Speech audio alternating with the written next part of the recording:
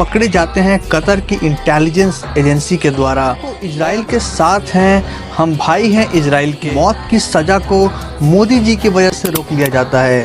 दोस्तों 26 अक्टूबर को कतर की एक अदालत ने इंडिया के 8 नेवी ऑफिसर्स को मौत की सजा सुनाई। मौत की सजा को मोदी जी की वजह से रोक लिया जाता है।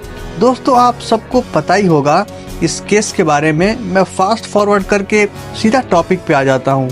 तो होता ये है कि कतर की गवर्नमेंट इटली से सबमरीन खरीदती है, जो काफ़ी घातक सबमरीन थी।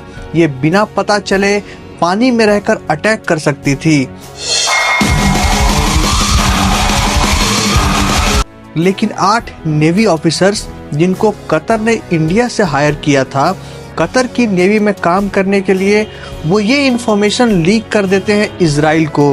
हेलो कतर एक सबमरीन खरीद रहा है और उसकी ये स्पेसिफिकेशन है और ये इतना पावरफुल है।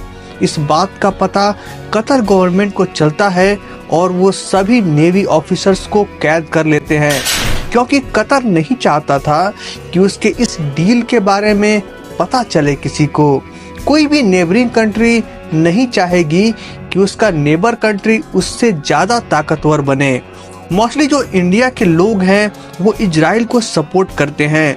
वो कहते हैं कि इजराइल जीतना चाहिए।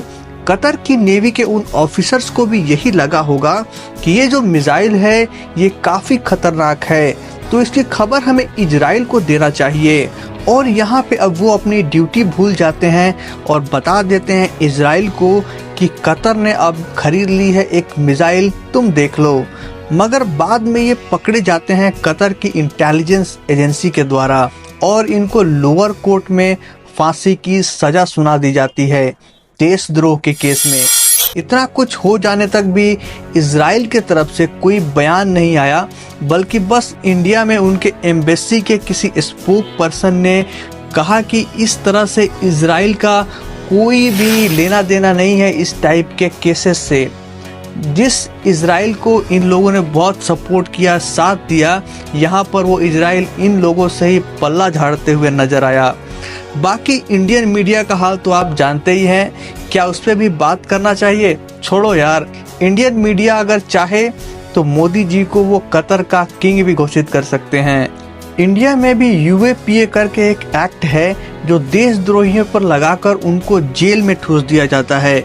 जैसे उमर खालिद पर देश के खिलाफ साजिश करने के जुर्म में जेल के अंदर रखा गया है, मगर अभी तक उनका ये जुर्म साबित नहीं हो पाया है कि उन्होंने देशद्रोह किया है या नहीं किया है। अपने टॉपिक पे वापस आएं तो इंडिया में ये जानकारी पाकिस्तान के अखबार से मिलती है और इंडिया में हल्ला मच जाता है। भारतीय संसद में भी ये सवाल उठाया जाता है कि उन नेवी ऑफिसर्स को बचाया जाए।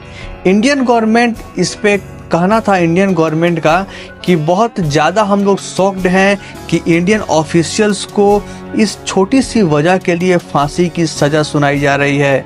हम कतर गवर्नमेंट के टच में हैं और हम हर पॉसिबल ऑप्शंस को देख रहे हैं जिससे उन्हें बचाया जा सके। Indian MEA spoke person Arindam Bagchi ने कहा कि हमने अपना एक रिप्रेजेंटेटिव रखा है कोर्ट में और हम कोर्ट में ये केस काफ़ी गहराई से देख रहे हैं और हम उनको इंडिया वापस लाने की पूरी कोशिश करेंगे। हालांकि मोदी जी खुद जाकर मिले थे कतर के शेख तमीम भाई से, लेकिन मोदी जी उन नेवी ऑफिसर्स के लिए कोई भी बात नहीं की कतर के शेख से। मोदी जी ने कतर में रहकर भी कुछ भी बात नहीं की अपने इंडियन लोगों के लिए और फंसे हुए नेवी ऑफिसर्स के लिए।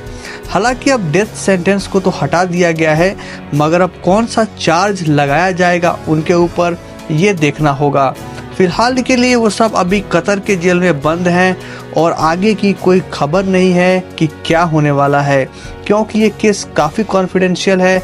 तो इसकी सारी न्यूज़ भी काफ़ी कॉन्फिडेंशियल रख रही है इंडियन गवर्नमेंट और वहाँ की गवर्नमेंट। ये देशद्रोह का केस है, तो फिर हम आशा करते हैं कि हमारे ऑफिशियल्स घर लौट आएँ। मगर हम इस बात को भी कहना चाहते हैं कि किसी भी पर्टिकुलर रिलीजन के खिलाफ नफरत नहीं रखनी चाहिए। हिंदू हो या मुस्लिम, सच का और हक का साथ देना चाहिए, ना कि इजराइल, फिलिस्तीन और हिंदू मुसलमान का। जय हिंद।